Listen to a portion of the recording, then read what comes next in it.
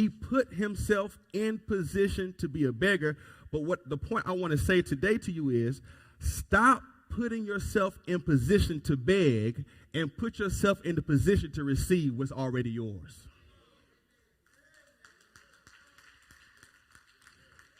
Now, I'm going to walk through this first point because, this year and really all times that I do speak, I'm going to kill this racism devil. Or the thought or belief that racism is stronger than God. I'm going to kill that. If I don't do nothing else, you're going to receive Jesus and we're going to kill racism. Stop putting yourself in position to beg and put yourself in position to receive what's already yours. You might be on a job, right? And now this is if you're really working, because folks like to get jobs, but they don't like to work. So let's cover that up. Let's go ahead and get that straightened out. But you might be on that job and you're really working and doing what you're supposed to be doing, and those folks are not trying to pay you right. And they're not paying you right. Okay. Well, go to God, of course. Go to God and get instruction on how to handle that. But what I'm telling you is you don't have to beg those people for your money, because they are not the source of your money. They're the resource to get you your money.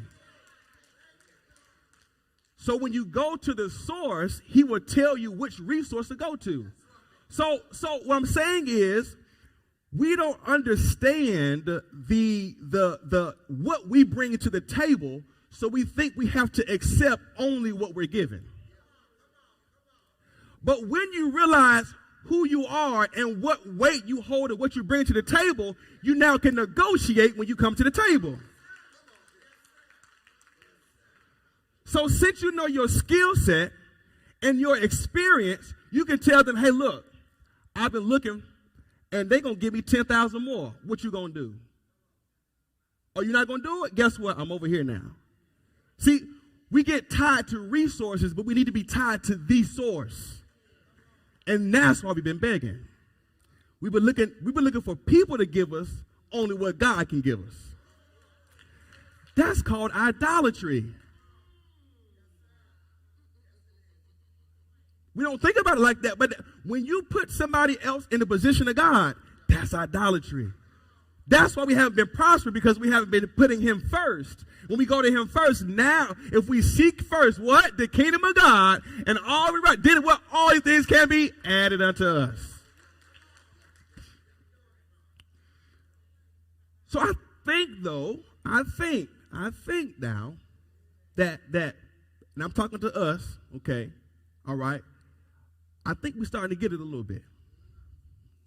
Get a little political with it real quick. Because y'all know we give our votes to Democrats every year, right? Just give it to them. Don't even, if somebody else talk to the other side, we kick them out. You going to talk to the other side? Just give it to the Democrats, right? And what do the Democrats do to us every time? Nothing.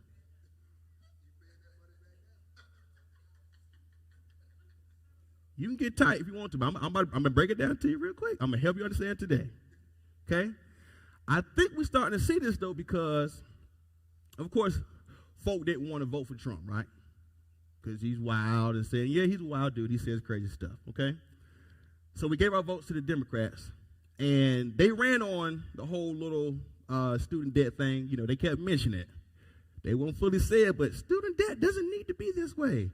They wouldn't say they would cancel it, but they kept throwing student debt because they know the people would run on that. So we see the pandemic assistance things that happen. And so Joe Biden the other week said, we're going to start this loan repayment in January. But guess what the people said? Hold up, Joseph.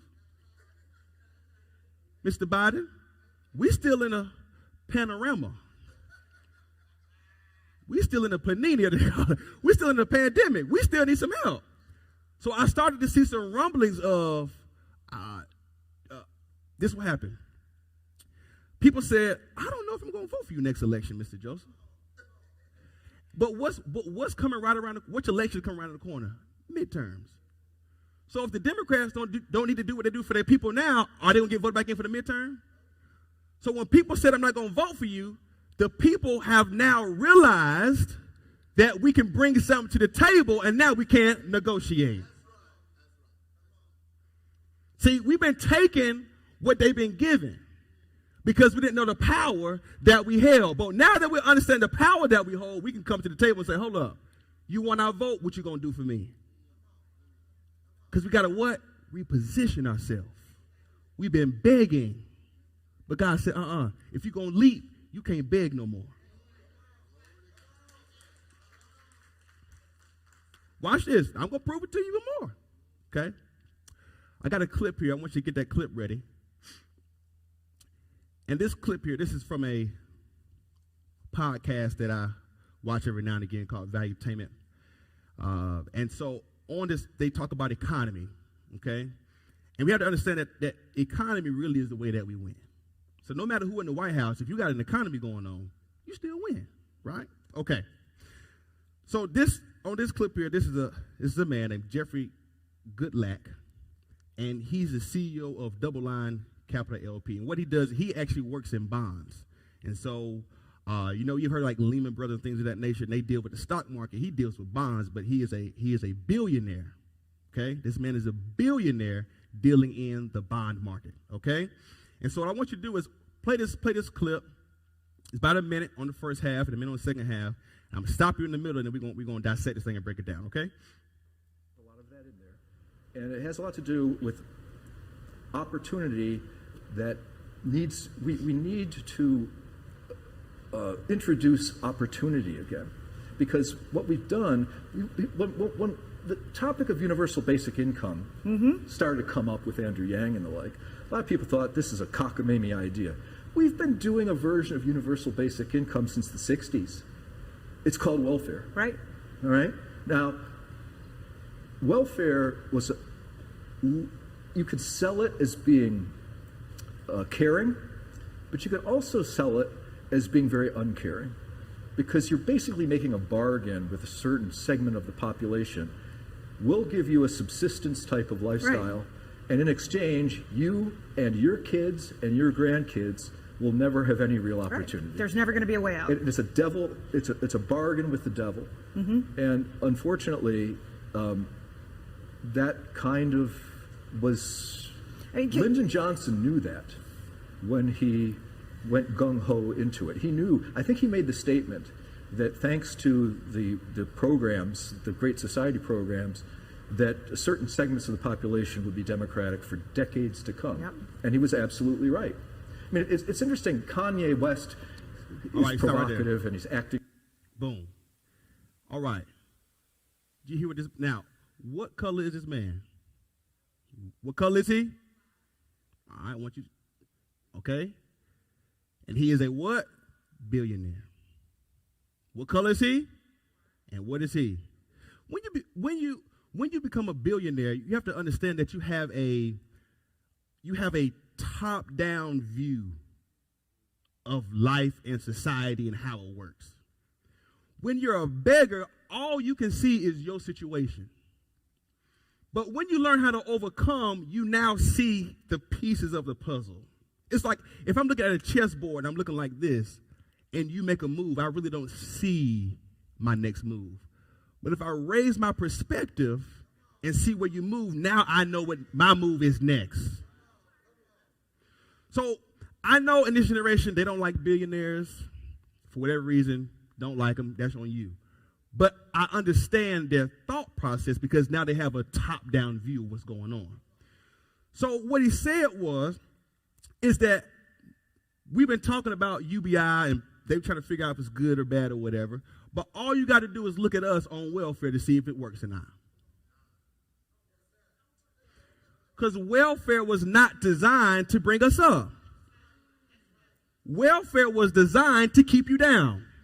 We were feeding the families this week in our community in Monroe and found out that the program that funds that housing authority over there, there can only be a certain amount of people in school at the home. So if a mother has, say, 4 kids, the kids can be in school, but guess what? She can't go.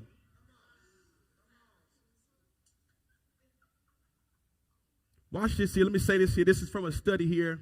This is the abstract from a study by Rebecca London. And it's about the role of post-secondary education and welfare recipients in paths to self-sufficiency. The abstract says, today's welfare system does not encourage post-secondary education, focusing instead on immediate employment. And so the loss of post-secondary education as a route out of poverty may be detrimental to some women. College graduation, listen, is associated with lower rates of recidivism and post-welfare poverty than those who don't graduate at all. So we've been put in a position. Now, if your mindset is right, you can use it as a tool to come up. But you got to get off of it, though. Because if you stay on it, you're going to stay down. And so what's happening is that we have been conditioned to be beggars. But God said, I want you to reposition to be able to make a choice, to be able to negotiate, and to win. If we're going to leap, we have to reposition ourselves. Now, he said, I didn't know that Lyndon Johnson said this, but he said that if we get folk on this program, they're going to be Democratic forever. And what do you see today? Been Democratic ever since then. And they still ain't brought us up. Why? The government is not your source. They are a resource. God is your source.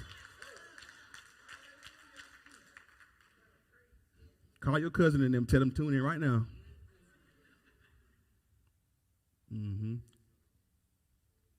I said, I'm okay. All right, let me get back. Now, watch this second clip, okay? Watch this second clip. You might have to replay it a little bit, but let's start from that point right there, and let's go. Like he might be running for president, which is pretty interesting, because if he actually ran for president, I think he would take Biden's chances away. I think they would be gone. Kanye West is Ross Perot. It's the strangest thing, because it's sort of like, in a weird sense, the African-American community is in charge of our elections. Pause it. What did that white man just say? Who was in control of the election? And you running around talking about the Republican Party and the collusion and changing the voting rights and this and that, but you still got the authority over the election. What color was that man? Play that clip, please. They're in charge of it because, for reasons that might be good or might just be historical, their votes go overwhelmingly to the Democratic candidate every single time. If they just split their vote 50-50, there would be much more of a dialogue that was going on. Right. But instead, they're just taken for granted. And so, in a weird sense, black community has much more political power than they think if they will just seize it. Stop it right there. And Conway, he said the black community, we would have more power if we would just do what? Seize it.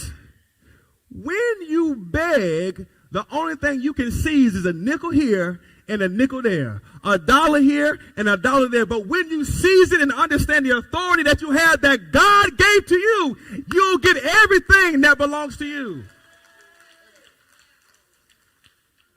My last point, because I got to move. Beggars cannot be choosers, but sons of God can. You take that to the bank.